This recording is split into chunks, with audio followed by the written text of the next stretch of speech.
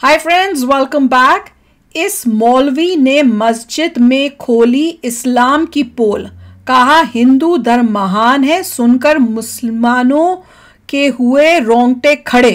चलो देखते हैं, वीडियो शुरू करते हैं। वीडियो शुरू करने से पहले अगर आप चैनल पर नए हो और आपने अभी तक सब्सक्राइब नहीं किया तो जल्दी से पहले सब्सक्राइब के बटन और बेल आइकन को क्लिक कर लो ताकि आपको हमारे सारे न्यू वीडियोस के नोटिफिकेशन मिल जाए जैसे हम अपलोड करें। अगर आपको वीडियो पसंद आता है प्लीज लाइक एंड शेयर। चलिए शुरू करते हैं। और आशीर्वाद लेती हैं तो रामचंद्र जी ने अपनी पत्नी को झुकने नहीं दिया, दोनों कांधे पकड़ के उनको उठा लिया और फरमाया राम रामाय नमः, राम रामाय सत्यम अस्ति। हाय सीता, मैं राम हूं तेरा और तेरे राम का राम है ऊपर वाला। संस्कृत ग्रामर में ये राम रामाय जब राम के साथ आए आ जाए तो उसका माना होता का लिए, के लिए, को लिए, की लिए। राम रामाय, राम के लिए नमस्कार करो, झुको, यानी अपने राम के सामने नहीं बल्कि उस राम के सामने जो तेरे राम का भी राम है। ऐ सीता, मैं तेरा राम हूं और तेरे राम का राम है ऊपर वाला। राम रामाय नमः, अपने राम को प्रणाम न कर बल्कि उस राम के सामने झुक जो तेरे भी राम का राम है। इसलिए हिंदुओं में जब कोई मर जाता तो कहते हैं राम राम सत्य है। अर्थी देते वक्त शमशान घाट में ले जाते वक्त क्या कहते हैं? राम राम सत्य है। अब बदल दिया, कहने लगे राम नाम सत्य है। हालांकि संस्कृत नहीं बदल सकते। राम रामाय सत्यम अस्ति, राम का राम सच्चा है, यानी राम राम सच्चा है। मतलब ये हुआ, हाय मरने वाले तू मर गया, अब रामचंद्र जी तेरी जिंदगी के मालिक नहीं, अब तो राम का राम जाने कि तेरे साथ क्या मामला होगा, तूने अमल कैसे किए, तूने करतूत कैसे किए, राम का राम ही सच्चा है। वमन यामल मिस्काल ज़र्रतिन खैरन यरा वमन यामल मिस्काल ज़र्रतिन शर्रन यरा। एक नहीं 1,00,000 कुरान खानी कर डालो, एक नहीं 1,00,000 कुरान पढ़ के मरने वाले पे बख्श दो, मरने वाले को कुछ भी सवाब नहीं मिलेगा।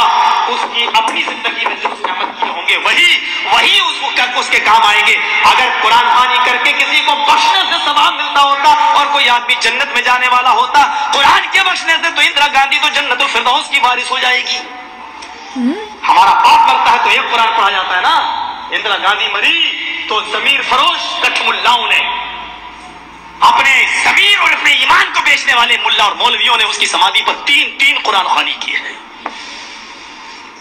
सिर्फ कांग्रेस से पैसा वसूल करने के लिए 3-3 कुरान। एक कुरान जिस पर पढ़ के बख्श दिया जाए तुम्हारा बाप जन्नत में चला जाए, 3-3 पढ़े जा रहे हैं, क्यों नहीं जाएगा? साहब वो काफिर है। काफिर कहां है? नहीं, वो कलमा नहीं पढ़ता। जो कलमा तुम पढ़ते हो वो भी तो वही कलमा पढ़ता है। तुम कहते हो ला इलाहा इल्लल्लाह मुहम्मदुर रसूलुल्लाह, उसके यहाँ पर भी तो यही कलमा लिखा हुआ है। अथर्ववेद के 20वें कांड में और पंडित मरने से पहले अपने बेटे को वही अंकही के जुमले सिखलाता है। ला इलाहा हरने पापन इल्लल्लाह परम पिदम, तू जो चाहे स्वर्ग तो जपे नाम मुहम्मद। हाय मेरे बेटे, मरने से पहले ला इलाहा इल्लल्लाह पढ़ लेना, तेरे सारे पाप मिट जाएंगे।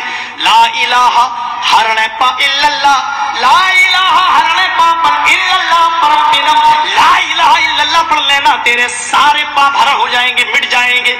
यही तो अल्लाह के नबी ने कहा था, इन्नल इस्लाम यहदिमु मा काना क़ब्ला, इस्लाम ले आओ। इस्लाम कब लाया जाता है? जब कलमा पढ़ा जाता है। मा काना क़ब्ला, जितने भी गुनाह तुमने किए सारे के सारे गुनाह माफ हो जाएंगे। जो कलमा तुम पढ़ते हो वही तो वो भी पढ़ते हैं, फर्क इतना है। दलील क्या है? तुम खड़ी मूर्ति की पूजा कर रहे हो, वो पड़ी मूर्ति, एक पड़ी मूर्ति की, एक खड़ी मूर्ति की।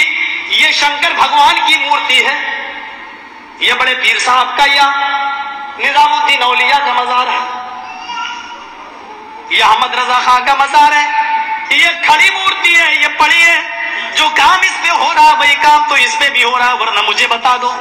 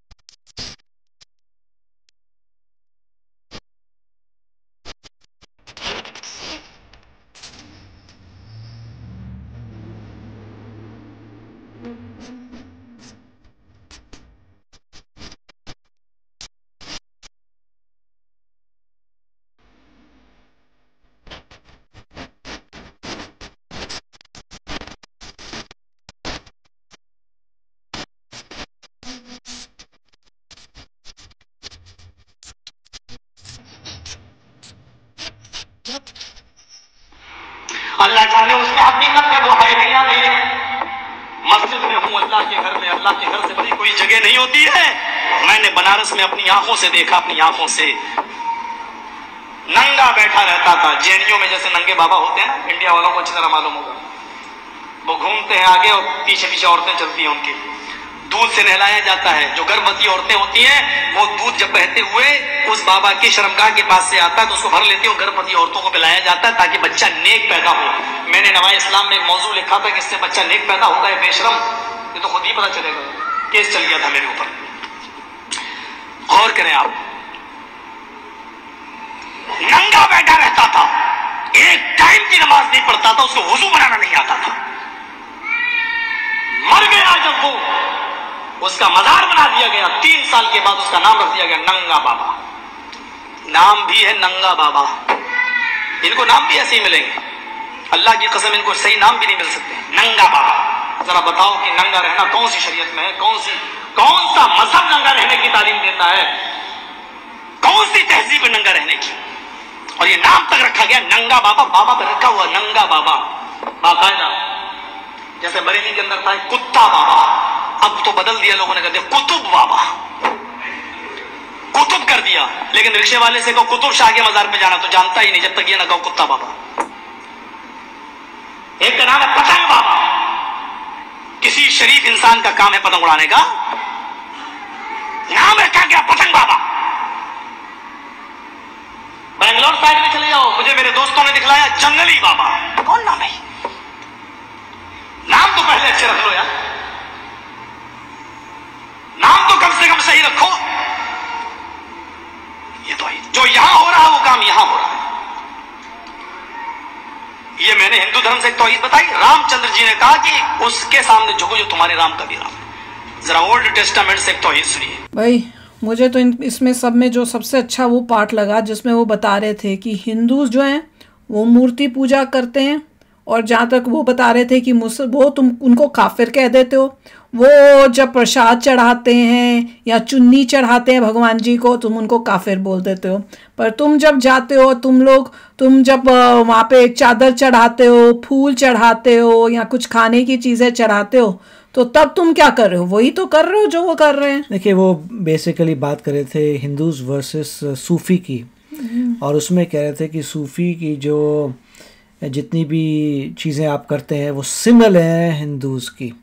तो सूफ़ीज़ की बात कर रहे थे, क्योंकि सूफ़ी की मज़ार है, उस पर आप चादर चढ़ाते हैं जैसे उन्होंने बताया था, फूल उसमें अर्पित करते हैं, सामान देते हैं। तो वही कह रहे हैं कि जैसे आप सूफ़ी सेंट्स पे करते हैं वैसे ही हिंदू कर रहे हैं। मगर आप सूफ़ी सेंट पे करते हैं तो आप अच्छे पक्के मुसलमान हैं, मगर अगर हिंदूज़ करते हैं तो काफिर हैं। तो मेरे ख्याल से इस पॉइंट का कर रहे थे, मगर सिमिलैरिटीज़ कर रहे थे। बेसिकली वो ये कह रहे थे कि दोनों रिलीजन्स में अच्छाइयाँ हैं, हर इंसान अपने तरीके से भगवान को पूछता है, और जस्ट बिकॉज वो लोग डिफरेंटली करते हैं और हम भी सिमिलर करते हैं तुम उनको बुरा मत कहो।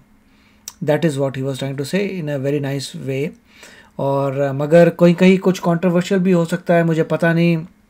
वो जो बोल रहे हैं जो बाबा कपड़े नहीं पहनते थे जैनी टाइप के, मुझे नहीं पता एग्जैक्टली किसकी बात कर रहे हैं, मगर मैं तो ये कहूँगा कि ये सूफ़ीज़ की शायद बात कर रहे हैं। मुझे इतना पता नहीं, आप बताइए। मुझे लग रहा है सूफ़ीज़ की बात कर रहे हैं, जैसे अजमेर में जो दरगाह है तो सूफ़ी की बात कर रहे हैं कि जहाँ पे आप दरगाह पे चादर वगैरह चढ़ाते हैं, उससे सिमिलैरिटी। पर आई लाइक द फैक्ट कि ये अपने लोगों में बैठ के इतनी हिम्मत है कि उनको बताने के कह रहे हैं कि तुम कर क्या रहे हो, तुम भी सेम हो, हाँ, और इतनी नफरत तुम लेके पैदा होके कर रहे हो, तो तुम ये क्या सोच लेके तुम यहाँ बैठे हुए होते हो। तो लोगों को वो समझाने की कोशिश में थे।